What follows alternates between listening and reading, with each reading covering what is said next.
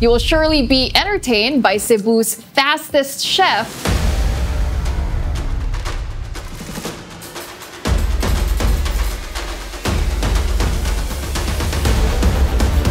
Ang bilis, ang galing. known for his lightning-fast speed in preparing midnight snacks. It's a one-man show. He does everything. All he uses is a spatula.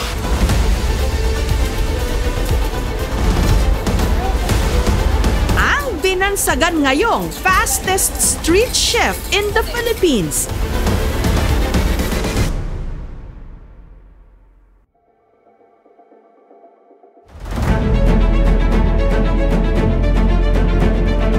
Pag-order sila, sir, pili lang sila. Dito lalagay, sir. Dito pila, sir. Ipili lang sila kung anong gusto nila, sir. Dilata ba o noodles, pancit canton. Tapos dito nila ilalagay yung order nila, sir. Tapos yun ang sinusunod ko, sir, yung pila nila. Tapos lulutuin ko para ma-serve namin ng maayos, sir, sa customer. Panoorin po ninyo ang kwento ko sa Tikim TV. Monday to Saturday kami duty, sir. Tapos 6 PM kami mag-start hanggang umaga, sir. Hanggat may tao. Yung iba mga customer pumunta dito, nagsuway lang siguro sila, sir. Yung iba, sir, nabibilib. Yung iba, iwan ko sa kanila.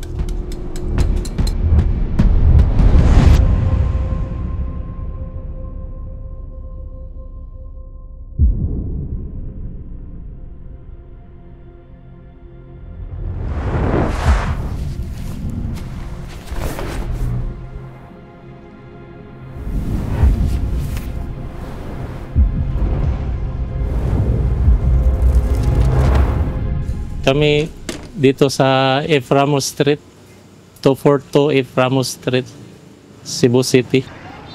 Ma'am, saan yung kusina ni Hosting?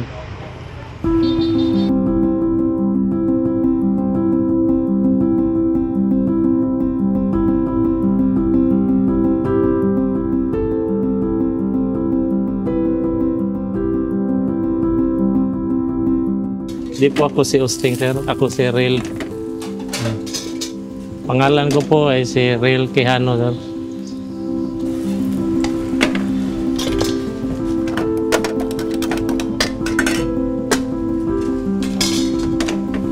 Nagtawag ng master chef po sa akin, sir, yung mga customer, pero hindi yun totoo, sir. Gawa-gawa lang yun ng mga customer ng storya, sir.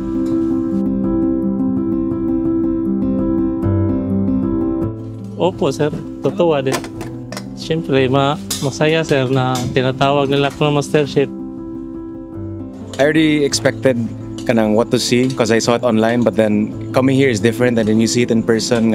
He has this system where he's very efficient. Fastest chef in Cebu kasi marami kasi nagpunta na dito, parang naging trending na ba yung the way niya pagluto. Yung mga vlogger na pumunta dito, sir, sila si Mark Wins, si Bite King. Marami pang iba, sir. Pati po Jessica Soho, sir. Pumunta po dito. Yung mga team ni Jessica Soho, sir, ninja chef yung tinawag nila sa akin. Kung ganitong mala ninja moves magluto, Sila lang yung nagtawag sa akin ng ninja chef, sir. Pero di ako ninja chef. Ako lang tagaluto dito, sir. Akala ko sa sa video lang siya yung malakas o mabilis, pero nakita ko sa personal iba talaga. Tinoon 100%, 10/10. Iba talaga pag nandito ka mismo sa place ni Kuya Hosting. Kailangan lang kasi init lang to, sir. Iinit. Approachable siya, then kana very hardworking. Then kaya niya bitaw nga siya isa. Then dali ra ang food. Maski siya isa paspas kaayo siya.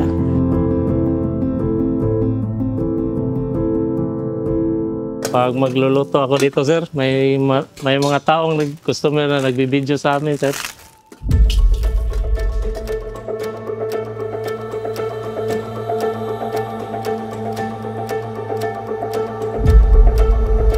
Malilito rin po, sir. Hindi natin may wasa na makalimot, sir.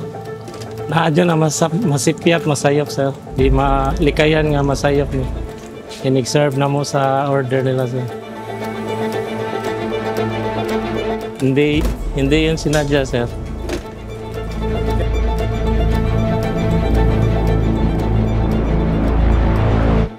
Kailangan niya lang daw gumalaw ng mabilis dahil sa dami ng order.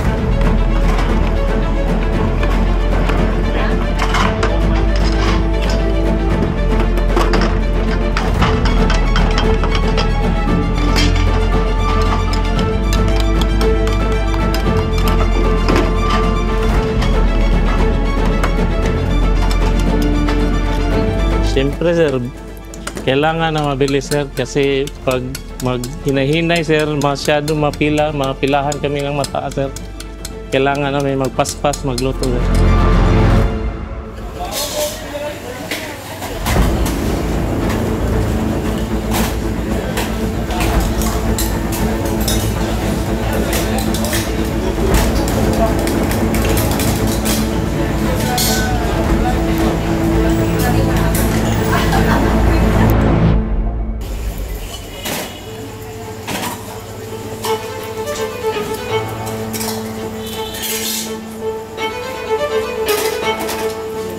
First come, first serve talaga. Kasi baka pilahan kami ng taas, hindi na namin kayang i-serve ang orders sa customer. Ang mas naka-amaze kasi is alam niya kung anong in-order mo. So, Yeah. i-serve na lang ng More instant.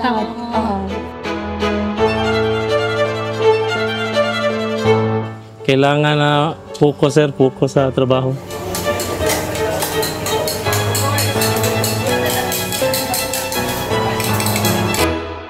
First time ko kumain dito sa kusina ni Hosting. Iba talaga, iba sa lutong bahay, iba din dito. Oo. Different yung taste. Beef loaf, tsaka corned beef, and pancit canton.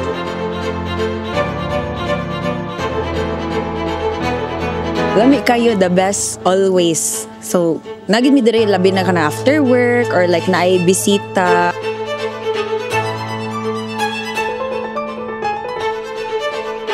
Okay yung experience, masarap yung pagkain. Iba ba talaga pag nandito sa kusina ni Hosting?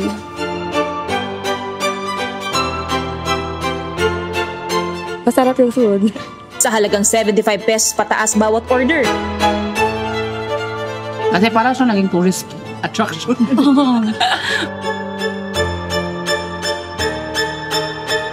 Parang breakfast. Ang bilis niya magluto. Kaya dili kompleto ang Cebu nga trip if dili makaari sa kusina ni Hosting. Ang galing niya kasi para siyang fast food. Wala pa yung vlog no sa una pa, sir, wala pa. Hindi yun kami sumikat, sir, yung mga vlogger yung nagpasikat sa amin dito, sir. Yung lasa pag iba yung nagluto ng kanton kasi pag ako normal lang. Hindi siya ganito.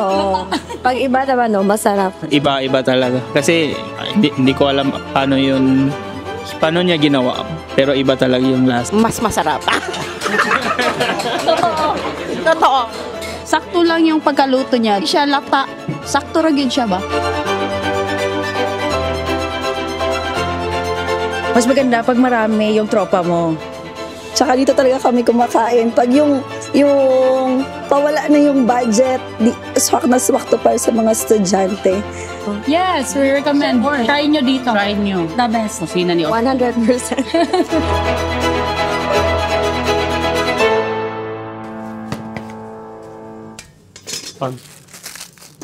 Tuloy-tuloy lang, sir. Pag napagod na kami, sir, tuloy-tuloy lang kami, sir, dito sa pagtrabaho, sir.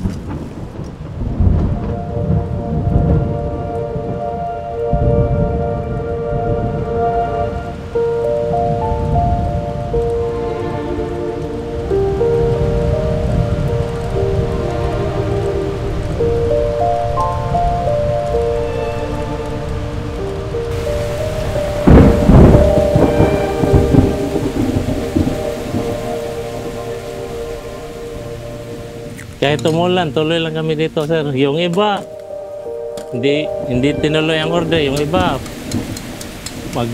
paabot lang sila sa ilang order, sir.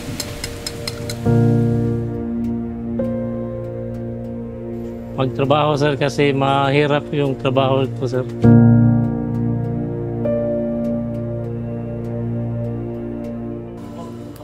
Pagod din po, sir. Pagtapos ng trabaho, sir, diyan kami mapagod, sir, pagtapos ng trabaho.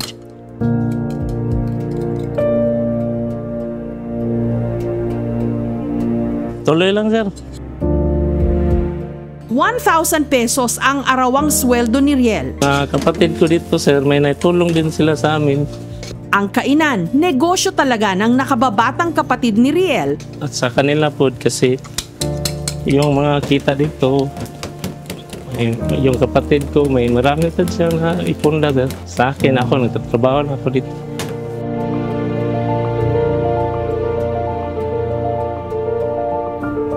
Kailangan namin magsipag, sir, dahil marami kaming pamilya na nakabenepisyo dito na tinda rito.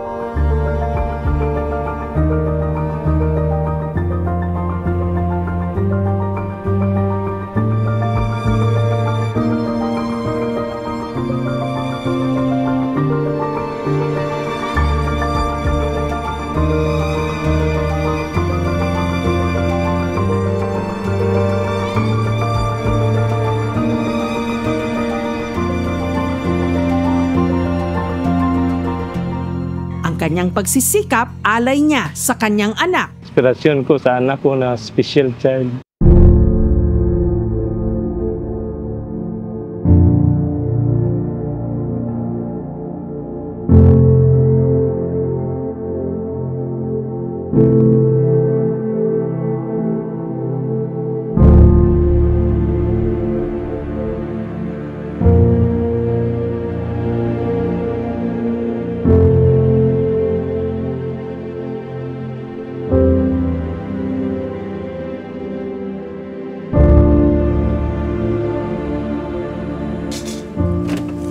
Meron din po, sir.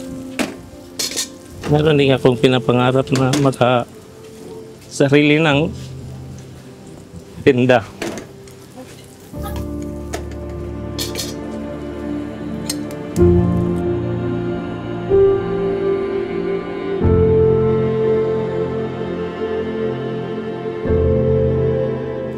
Kailangan namin na magtuloy-tuloy lang sa pagtrabaho, sir, kasi kailangan namin ng pera, sir, para may panggasto sa pamilya, sir.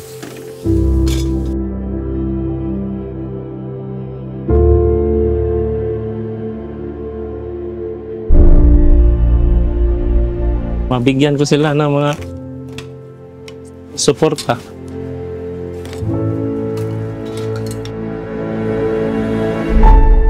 And he is so rhythmic and so fast in what he does. He's just so much cooking skills.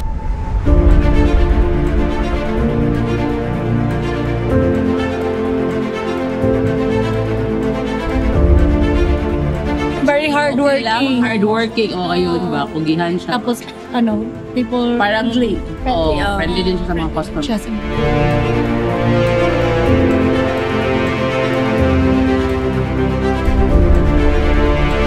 You can just see that he's happy doing what he does, and then the food's good, and then it's a great experience.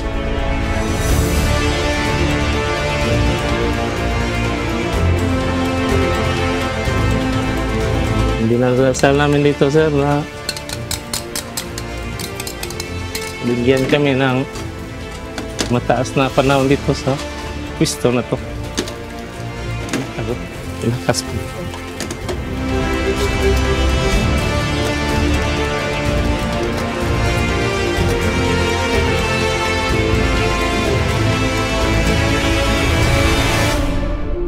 Minsan, sir, may foreigner naman, sir.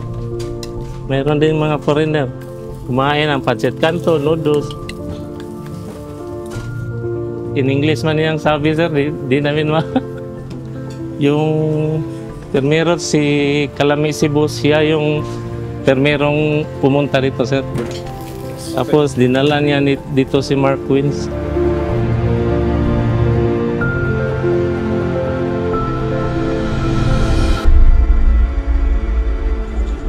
keep doing what you're doing, and then we'll keep coming back.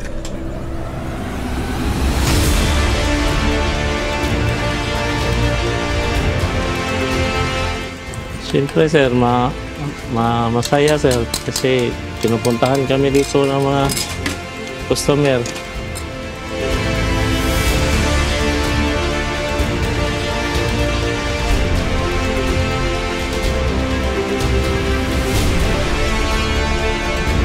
Ang binansagan ngayong fastest street chef in the Philippines. Will surely be entertained by Cebu's fastest chef, known for his lightning-fast speed in preparing midnight snacks. You must be the world's fastest instant noodle and omelet maker.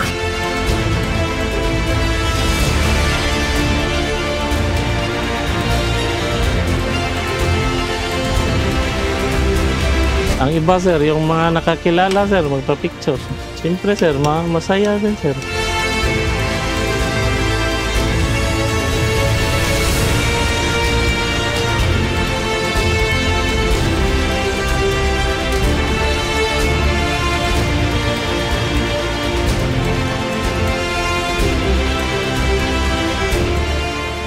Maipayo ko sir sa mga tulad ko na ganitong edad sir na magsipag lang sa trabaho sir para may na pamilya.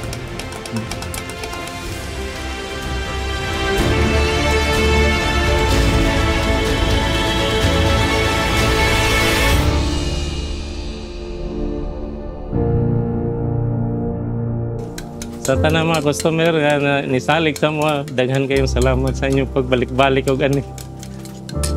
Ang mga vlogger na pumunta dito, daghan kayong salamat sa inyo. Kinsa tong wala pa kasuway gani, pwede mo mani sa Cebu para makasuway sa mga pagkaon na dilata mga pancit canton noodles.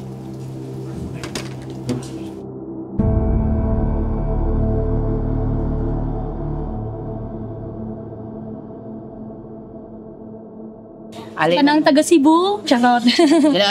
Sa tanang taga Kuan, Luzon, Visayas, Mindanao. Tanan. Kuan himog Cebu. Oh, yes. Bisitaan ninyo ang kuya ni Kusina ni Osting.